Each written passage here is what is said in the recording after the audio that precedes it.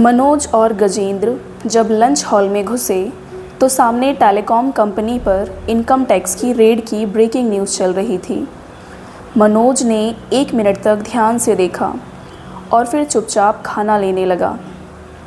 गजेंद्र खाना लेकर पहले से ही टेबल पर था। पार्टनर, ये मिनिस्टर तो तुम्हारे पीछे ही पड़ गया है। ये वही कंपनी है ना जिसका केस तुम्हारे पास है? गजेंद्र ने पूछा। मनोज ने अपना चेहरा टीवी से उल्टी तरफ कर लिया था। उसके कान में अभी भी न्यूज़ की आवाज़ आ रही थी। मनोज ने हाँ में सिर हिलाया। गजेंद्र ने बात बदलते हुए पूछा, वैसे पार्टनर, क्या लगता है तुमको, कॉलेज के बाद तुम दोबारा वकालत कर पाओगे? क्या चीज़ें नॉर्मल होंगी? गजेंद्र के इस सवाल का सही जवाब शायद किसी को नहीं पता था। पता नहीं पार्टनर, लेकिन मैं ना लौटूं ऐसा बहुत लोग चाहते हैं और इसलिए लौटना पड़ेगा। मनोज हंसा। यह मनोज की चिर परिचित हंसी थी। गजेंद्र जिसको पहचानता था। अनुभा बता रही थी तुम मिले थे। मनोज ने खाने को वहीं रोका। मैं बताने ही वाला था, मनोज ने कहा। तुम कभी नहीं बताते, इतना तो पहचानता हूँ यार पार्टनर। गजेंद्र मुस्कुराया और बोला, कोई फ़ायदा नहीं है, जैसे चल रहा है वैसे चलने दो, वही सही है। सब परेशान रहेंगे ऐसे तो। मनोज ने दोबारा खाना शुरू किया। रहने दो, कुछ लोगों के हाथों में परेशान होना ही लिखा होता है। गजेंद्र ने खाना ख़त्म करते हुए कहा। कुछ देर बाद दोनों बाहर कैंपस में टहलते हुए नरम धूप का मज़ा ले रहे थे। तुम्हें सबको इतना परेशान करने की ज़रूरत क्या है? मनोज ने पूछा। ये सवाल तुम पूछ रहे हो पार्टनर, जिसने अपने आगे कभी कुछ नहीं सोचा? गजेंद्र रुका और फिर कुछ सोचकर बोला, दोस्त, फैमिली, कोई कुछ है तुम्हारे लिए? गजेंद्र ने एक लंबी सांस ली। बात बहुत दिनों से ठहरी हुई थी। मनोज सुनकर हैरान नहीं हुआ। हालांकि गजेंद्र की बात सही थी, लेकिन इससे पहले कभी उसने मनोज से ऐसा नहीं कहा था। गलतियां हमें इंसान बनाती हैं, वरना तो भगवान हो जाते। गजेंद्र ने धूप को हाथ में मलते हुए कहा। तुम लोग साथ आ जाओ, अच्छा रहेगा, मनोज ने कहा। सोचूंगा। मैं यही सब सॉर्ट आउट करना चाहता था, इसीलिए कॉलेज आया, गजेंद्र ने कहा। मनोज मुस्कुराया। गजेंद्र मुस्कुराया। मनोज अपनी क्लास की तरफ बढ़ने लगा। गजेंद्र ने कहा, यार पार्टनर, तुम कॉलेज क्यों आए? तुम इतनी आसानी से मान गए। तुम चाहते तो तुम्हें कभी कॉलेज आना ही नहीं पड़ता। मनोज मुस्कुराया और बोला, कॉलेज ख़त्म होने से पहले बताऊंगा।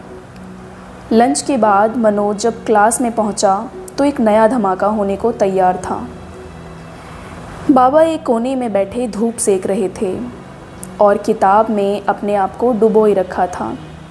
साशा यूँ तो कभी बाबा से ज़्यादा बात नहीं करती थी, लेकिन स्माइलिंग अंकल के मिलने के बाद से वह अपनी छोटी छोटी आदतें बदल रही थी। उसको गुस्सा आना अब कम हो गया था, लेकिन पहले जैसा नहीं था। बाबा ब्रो, क्या हाल है? साशा कहते हुए वहीं बेंच पर बैठ गई। बाबा ने किताब से मुंह बाहर निकाला। अरे साशा बाबा, क्या हाल है? यहाँ कैसे? सब ठीक तो है ना? साशा के सामने बाबा के शरारती चेहरे के पीछे छुपे उस दिन कैफ़े में रोते हुए बाबा की शक्ल आ गई। वह बोली, बाबा, मुझे सॉरी बोलना है। लेकिन तुमने ऐसा क्या पाप किया है ब्रो? बाबा अपने पुराने फॉर्म में लौट चुके थे। मैंने उस दिन कैफ़े में तुमको रोते देखा था, साशा ने कहा। बाबा ने अपनी किताब बंद की और आसमान में देखने लगे। बाबा को इस जन्म में ऐसा सपना भी नहीं आ सकता था कि उन्हें कोई रोते हुए देख लेगा। बाबा अपने आप को संभालने की कोशिश करने लगे। बाबा, कुछ मत बोलो, चुप रहो। साशा, बात खराब हो जाएगी, बाबा ने चुप करवाते हुए कहा। मैं बात नहीं ख़राब करना चाहती हूँ, मुझे बस ये बताना था।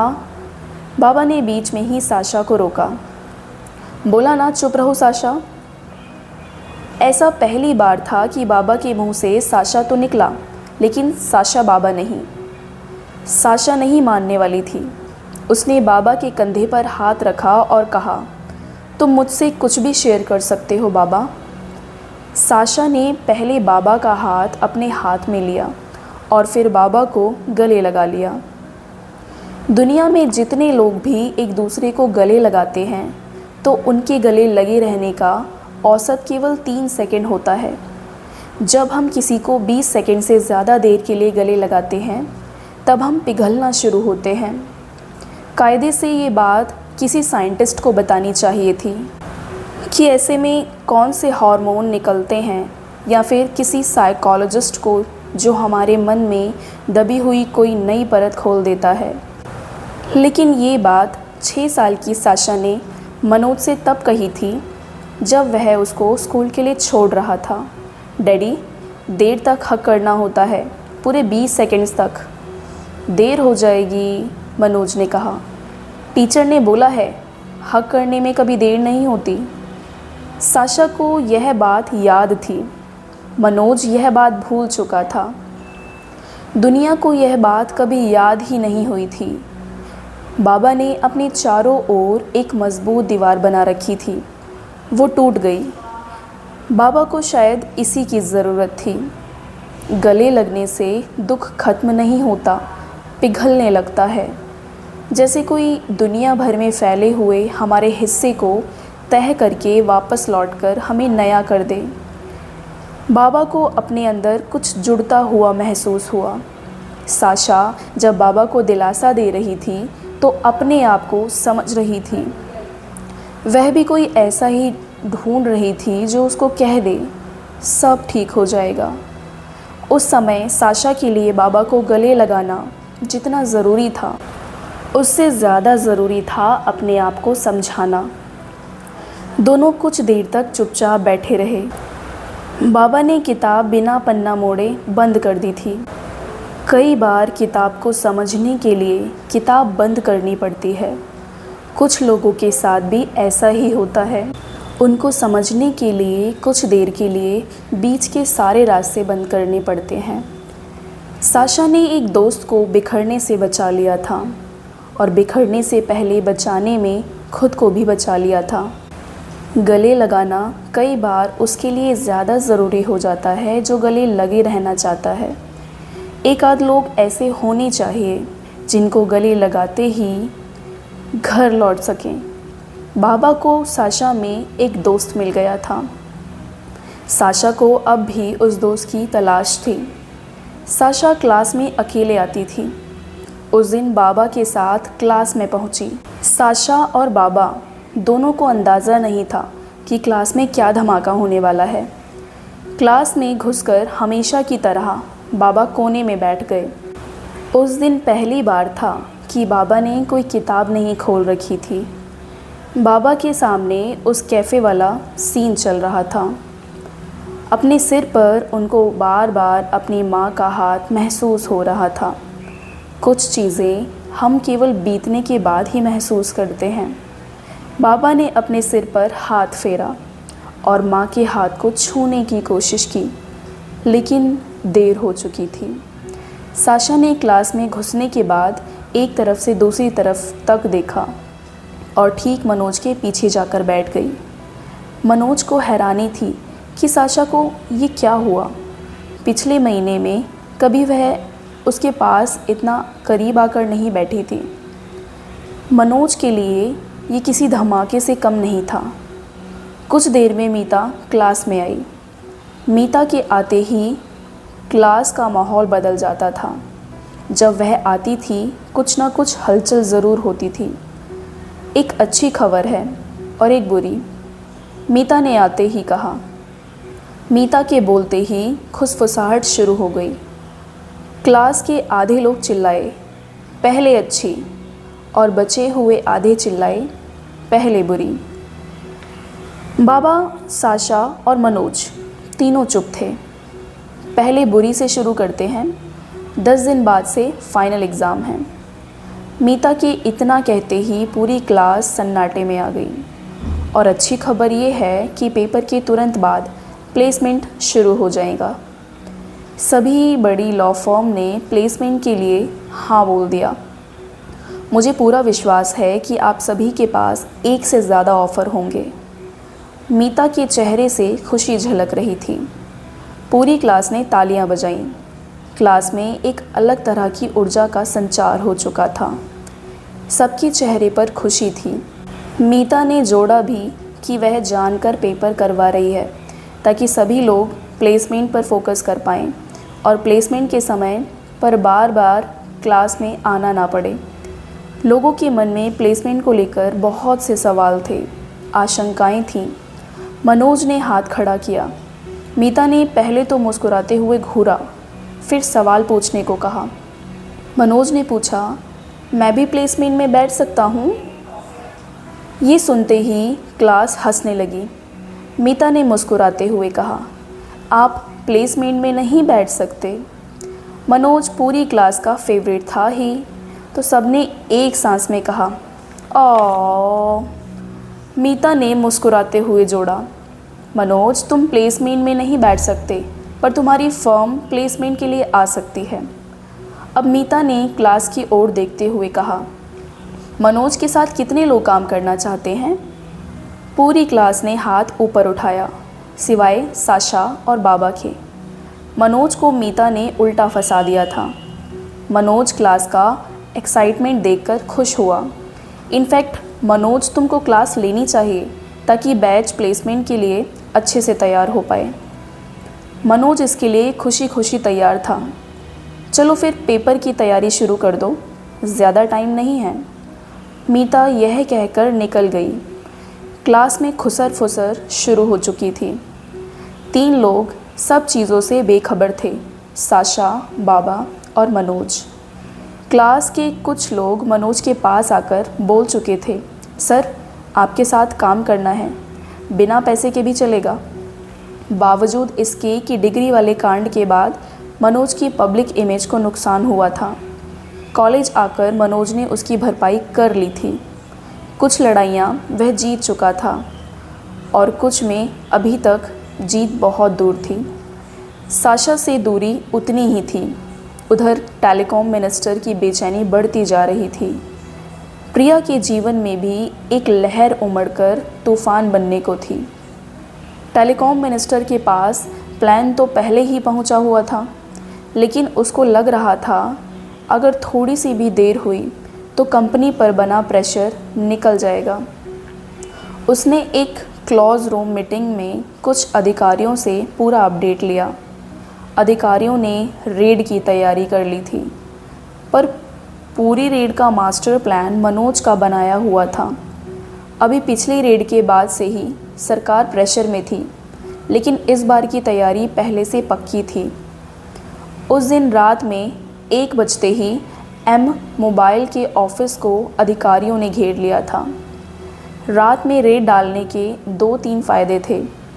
एक तो अगले दिन का सुबह का न्यूज़पेपर छापने के लिए निकल चुका था, और इतनी रात में किसी नई खबर को ब्रेकिंग न्यूज़ बनने में समय लगता है। अगले 10 घंटे रेड चलती रही।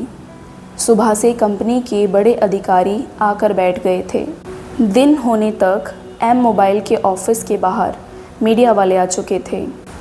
एक अधिकारी का ऑफिशियल स्टेटमेंट शाम तक बाहर आया। अभी सब पेपर वर्क चेक किए जा रहे हैं, लेकिन फ़िलहाल यह कहा जा सकता है कि एम मोबाइल और भारत की दूसरी टेलीकॉम कंपनी के बीच जो डील हुई है उसमें करोड़ों रुपए की टैक्स की अनियमितताएं पाई गई हैं। एम मोबाइल और दूसरी कंपनी के बीच मर्जर की सारी डील जानबूझकर भारत से बाहर एक आइलैंड पर की गई हैं, जिससे भारत सरकार को करोड़ों रुपए के टैक्स का नुकसान हुआ है। जैसे ही इनकम टैक्स के अधिकारी का यह ऑफिशियल स्टेटमेंट आया, मीडिया में हर जगह बड़ी खबर बनने लगी।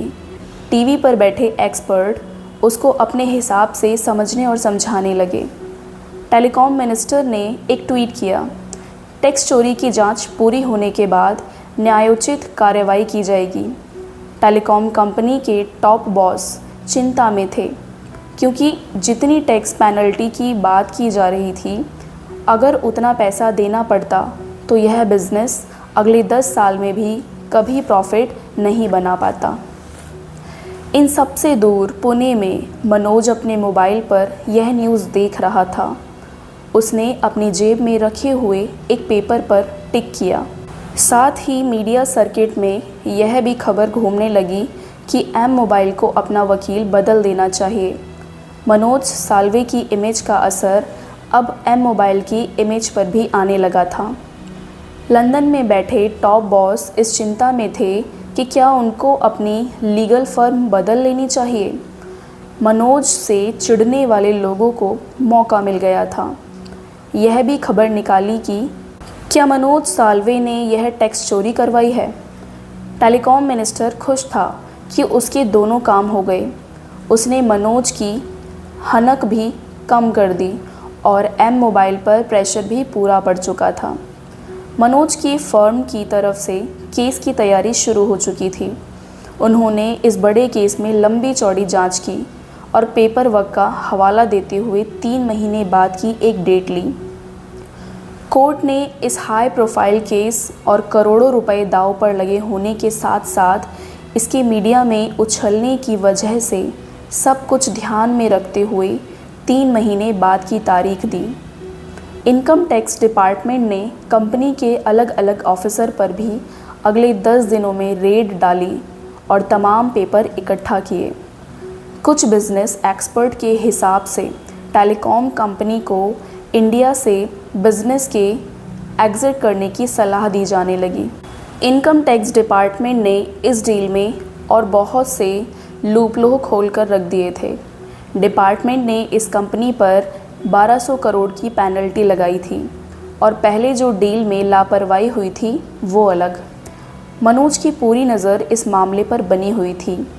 उसके ऑफिस से रोज़ शाम को उसे अपडेट मिलती थी। टेलीकॉम मिनिस्टर मनोज से बहुत खुश था। उसने बीच में मनोज से मीटिंग भी रखनी चाहिए, लेकिन मनोज ने टाल दिया। एम मोबाइल का भरोसा मनोज से हटता जा रहा था। उन्होंने नया वकील तलाशना शुरू कर दिया था। कोई भी बड़ा वकील यह हारा हुआ केस लेना नहीं चाहता था। कॉलेज में पेपर शुरू होने से 2 दिन पहले मनोज के लिए स्पेशल चार्टर प्लान भेजा गया। उसको लंदन जाना था। एम मोबाइल भारत में अपने बिजनेस पर कोई चांस लेना नहीं चाहती थी। इस बार प्रेशर मनोज पर था। मनोज टॉप बॉस के सामने था। उसके पास ज़्यादा कुछ बोलने को भी नहीं था। टॉप बॉस ने कहा, India is very important for us. मैं बस आपको रिमाइंड करा रहा हूँ, कहीं आप भूल ना जाएं। मनोज ने ध्यान से बात सुनी। वह केस हारना नहीं चाहता था और वह ये भी नहीं चाहता था कि अगले 3 महीने उसके कॉलेज में कोई दिक्कत आए। मनोज एक साथ सब कुछ साध लेने के चक्कर में था। टेलीकॉम मिनिस्टर नुकसान भी ना पहुंचा पाए, उनका नाम भी खराब ना हो, एम मोबाइल केस भी ना हारे और सबसे ज़रूरी साशा से उसके संबंध मधुर हो जाएं।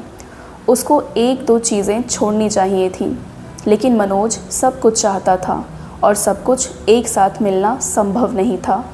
जब कुछ देर तक टॉप बॉस बोल चुका था, तब मनोज ने कहा, अगर और कोई भी ये केस इस स्टेज पर लेगा तो आप लोग पक्का हार जाएंगे। Just be with me for some time, I will sort it out. हालांकि टॉप बॉस ने उसको केस से हटाने के लिए बुलाया था, लेकिन मनोज की आवाज़ में उस दिन कुछ ऐसा था जिस पर विश्वास करने का मन कर रहा था। कल बॉम्बे हाई कोर्ट का फ़ैसला हमारे फेवर में नहीं आएगा, मैं पहले ही बता रहा हूँ, इसलिए आप सब कुछ मुझ पर छोड़ दीजिए, मनोज ने टॉप बॉस से कहा। टॉप बॉस को मनोज की क्लैरिटी पसंद आई। मनोज को मन ही मन ये बात पता थी कि इस केस को जीतने का तरीका क्या है। उसको भी पूरी तरह भरोसा नहीं था कि जैसा वह चाह रहा है वैसा हो पाएगा। मीटिंग के बाद मनोज को टॉप बॉस ने 3 महीने का समय दिया। अगले 3 महीने मनोज की ज़िंदगी के सबसे बेहतरीन ज़रूरी महीने थे। उसी में साशा को मनाना भी था, उसी में खुद को बचाना भी था। उस दिन के न्यूज़पेपर की बड़ी खबर थी। बॉम्बे हाई कोर्ट ने इनकम टैक्स डिपार्टमेंट की पेनल्टी को सही ठहराते हुए एम मोबाइल को टैक्स चोरी का दोषी पाया। सुप्रीम कोर्ट में इस केस की तारीख 3 महीने बाद होगी। मनोज को कॉलेज में घुसते हुए लेट हो चुका था और अगले दिन सुबह फाइनल एग्ज़ाम का पेपर था। पेपर में अब बस कुछ घंटे बचे थे। मनोज जब कमरे में घुसा तो बाबा बेड पर नहीं, कुर्सी मेज पर बैठे थे। कमरे में बाबा के टेबल लैंप की रोशनी थी और किसी भी चीज़ का धुआं नहीं था। कमरा एकदम साफ था। मनोज ने कुछ देर अपनी किताब पलटी और सोने की कोशिश करने लगा। उसकी आंखों में नींद नहीं थी। गर्ल्स हॉस्टल में अनुषा ने 2 कप कॉफ़ी बनाई थी। उसने एक कॉफ़ी साशा को दी। साशा थोड़ा सा चौंकी क्योंकि अनुषा हमेशा केवल अपने लिए ही कॉफ़ी बनाती थी। साशा ने उसको थैंक्स कहा और अपनी कुर्सी टेबल पर बैठ गई। कुछ देर पढ़ने के बाद साशा एकदम से उठी और अनुषा को गले लगा लिया। दोनों में कोई बात नहीं हुई। प्रिया डेविड के साथ कैफ़े से लौट रही थी। समंदर की लहरें बार बार आकर पैरों को छू कर लौट रही थीं, जैसे कई बार होठों पर बात आकर लौट जाती है। प्रिया का समंदर से डर अब खत्म हो चुका था। डेविड को कुछ ही दिन में जाना था। मुझे कुछ कहना है, डेविड ने कहा। तुम कब से इतना पूछने लगे? बोलो, प्रिया ने कहा। मैं कंफ्यूज्ड हूँ। क्यों? मेरी शादी होने वाली है। अरे वाह, बधाई हो। Love marriage? हाँ।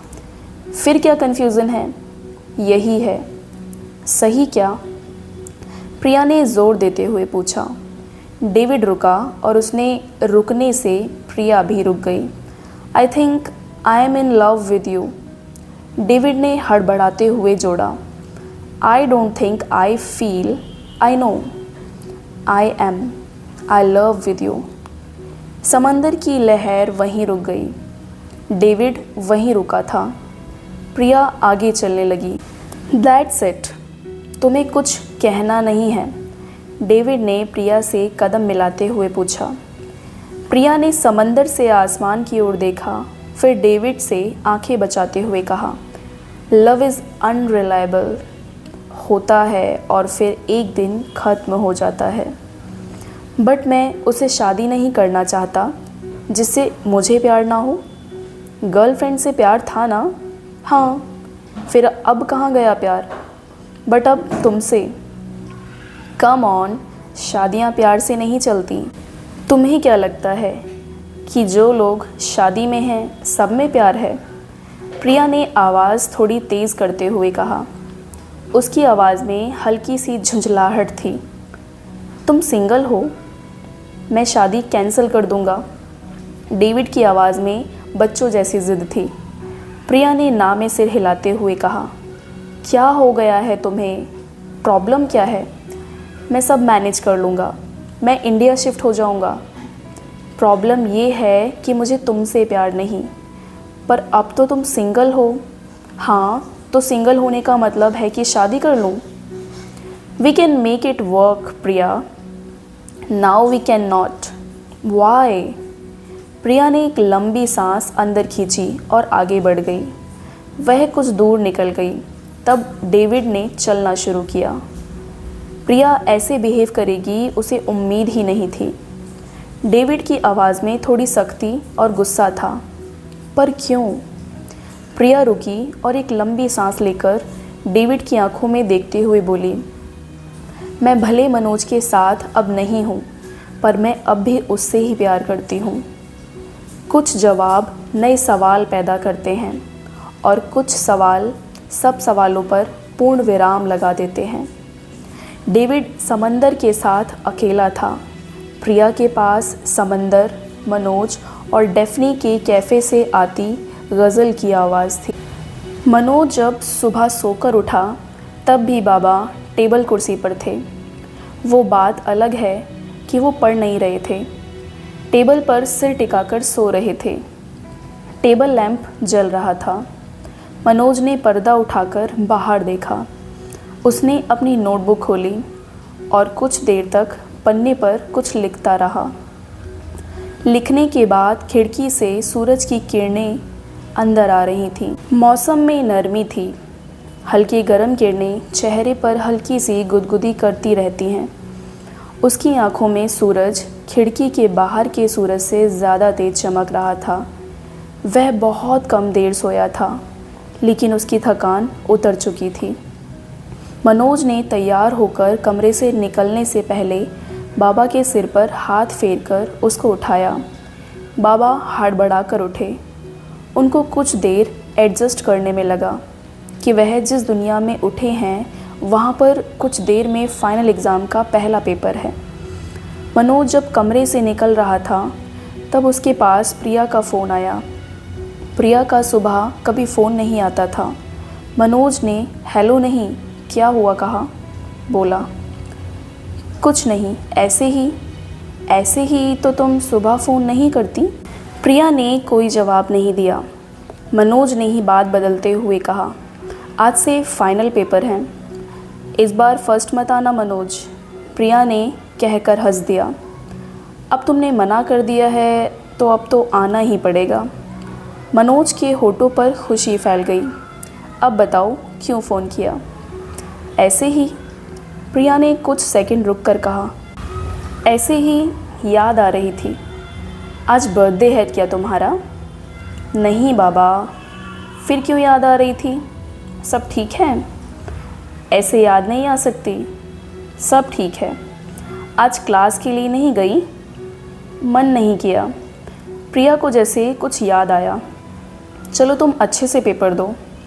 मनोज फ़ोन रखने ही वाला था कि देखा सामने कुछ दूर पर गजेंद्र और मीता साथ टहल रहे थे। टाइम कैसे बीत जाता है ना, प्रिया ने कहा। क्या हुआ है तुम्हें। बोला ना कुछ नहीं हुआ है, मैं पेपर के बाद कॉल करता हूँ। मनोज ने फ़ोन रख दिया। गजेंद्र, मीता और मनोज साथ में टहलने लगे। आज फाइनल ईयर वाला कोई भी स्टूडेंट बाहर नहीं दिख रहा था। गजेंद्र वाला कोर्स हल्के फुल्के अंदाज में चल रहा था। गजेंद्र के लिए ये समय एक तरह की छुट्टी जैसा ही था। मीता ने चुटकी लेते हुए मनोज से कहा, इनको देखो, बैठकर पढ़ना चाहिए, दोस्तों के साथ टाइम पास करने चले आए। मनोज और गजेंद्र हंसे। मनोज ने अपने आप को संभालते हुए कहा, यार फंस गया हूँ मैं। एक तरफ टेलीकॉम मिनिस्टर है और दूसरी तरफ मेरी रेप्यूटेशन। मनोज ने पिछले कुछ दिनों का घटनाक्रम दोनों को बताया। मीता ने बड़े ध्यान से सुना। तुम दोनों ने कर क्या रखा है अपनी लाइफ का। मीता तभी एक पेड़ के पास रुकी और बोली, ये पेड़ देख रहे हो। मनोज ने कहा, ये क्या सवाल हुआ। मीता ने पेड़ को छूते हुए कहा, तुम लोग सब भूल जाते हो। क्या नाम था उस प्रोफेसर का। हाँ, संतोष बनर्जी। उसने सबसे पेड़ लगवाए थे। ये वाला हमने मिलकर लगाया था। गजेंद्र ने भी पेड़ को छुआ और एक बीते हुए समय को हाथ में छू कर देखा। गजेंद्र को कुछ याद आया। जब एक बार क्लास में मैं और मनोज लेट आए और सॉरी बोलकर अंदर घुस रहे थे तो उसने हमें रोका और पूछा था, आर यू सॉरी। हमें सवाल ही समझ नहीं आया। हमें लगा कि इनसे हमने सुना ही नहीं। मैंने दोबारा कहा, सॉरी सर। उसने कहा, जेंटलमैन, आर यू सॉरी। हम कोई सॉरी वॉरी तो थे नहीं। तब उसने जो बात कही मुझे आज भी याद है कि don't utter a word which you don't mean. Manoj को भी यह बात याद आ चुकी थी। क्या आदमी था, इतना बड़ा लॉयर था। 1 मिनट का खाली टाइम नहीं था, फिर भी समय निकालकर कॉलेज में पढ़ाने आता था। खैर, मनोज ने भी पेड़ को छूकर देखा। कुछ देर के लिए वह सब भूल गया था कि लाइफ में क्या क्या भसड़ चल रही है। मुझे जब कॉलेज ज्वाइन करने का ऑफ़र आया तो मैं कंफ्यूज थी, तो उनसे मिलने आई थी। उन्होंने समझाया कि हम अपने आसपास वालों से इस दुनिया को बस लेते ही तो आए हैं, कभी ना कभी देना भी चाहिए। उन्होंने एक बात और कही थी, try to live a simple life Meeta, it's don't easy. मुझे नहीं पता कि उनकी बात कितनी सही होगी, लेकिन कुछ लोग होते हैं ना जिनकी बात मानने का मन करता है। मैं अब बची हुई लाइफ प्राणतोष बैनर्जी जैसा इंसान बनना चाहती हूँ, जिसकी हर बात मानने का मन करे। मीता पेड़ से गिरी हुई पत्ती को उठाकर सहला रही थी। कुछ देर के लिए ही सही, मनोज, गजेंद्र और मीता की ज़िंदगी एकदम परफेक्ट थी। कुछ देर बाद मीता का ध्यान टूटा। जाओ, पेपर छूट जाएगा। मनोज पेपर के लिए जाने लगा तो पीछे से गजेंद्र और मीता एक साथ चिल्लाए, ऑल द बेस्ट। मनोज पलटकर मुस्कुराया। मनोज क्लास में पहुंचा तो सब पहले से थे। इस बार वही सबसे लेट था। सीटें पहले जैसी ही लगी थीं। अभी पेपर शुरू होने में टाइम था। वह उठा और साशा के कंधे पर हाथ रख कर बोला, मुझे पेपर के बाद कुछ बात करनी है। साशा ने कहा, मुझे भी। मनोज ने हाँ में सिर हिलाया। दोनों ने एक साथ कहा, ऑल द बेस्ट। पेपर शुरू हो चुका था। अगले कुछ दिन कॉलेज में माहौल एकदम सीरियस हो गया था। हॉस्टल में तेज़ आवाज़ में गाने बजने बंद हो गए थे। बाबा आते और चुपचाप अपनी टेबल कुर्सी पर बैठते रहते। साशा और अनुषा में से जो भी कॉफ़ी बनाता वह दूसरे के लिए भी बना देता। पेपर के दौरान दोनों में एक अच्छा बॉन्ड बन चुका था। मनोज ने पहले पेपर के बाद प्रिया को फ़ोन मिलाया। उसने बात नहीं की और पेपर ख़त्म होने के बाद के लिए बात को टाल दिया। आगे की कहानी अगले भाग में।